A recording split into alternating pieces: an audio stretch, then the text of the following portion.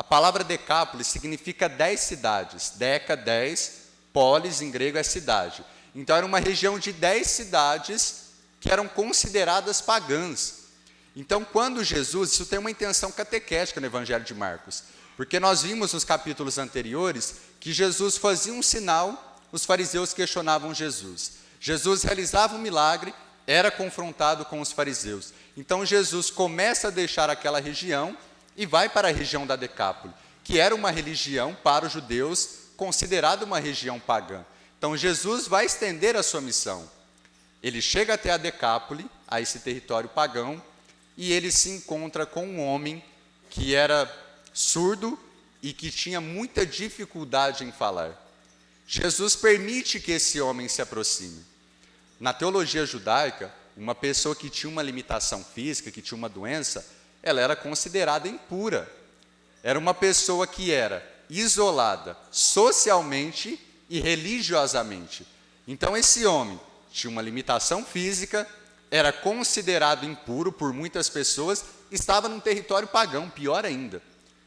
Jesus permite que esse homem se aproxime e Jesus faz um gesto, diz uma palavra em aramaico e Jesus depois realiza a cura. Ele fala efatá, que quer dizer abre-te.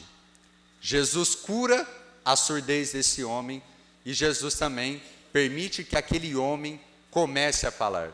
É um sinal físico, é uma cura física sim, mas aqui também existe um sentido espiritual.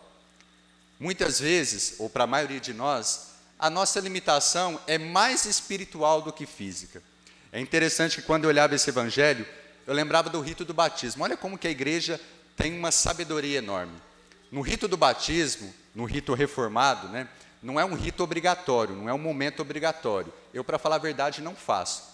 Mas existe um momento que o padre pode fazer no rito do batismo, que ele toca os ouvidos de quem é batizado e ele fala, efatá, abre-te.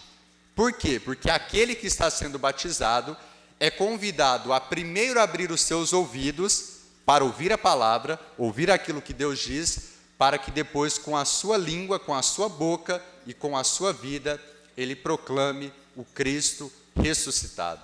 Então o Evangelho de Marcos tem uma intenção catequética. Jesus realiza uma cura de um homem, mas Jesus também dá um indicativo espiritual. Para nós proclamarmos com a nossa boca, com a nossa vida, aquilo que Deus faz, precisamos, em primeiro lugar, ouvir a sua palavra.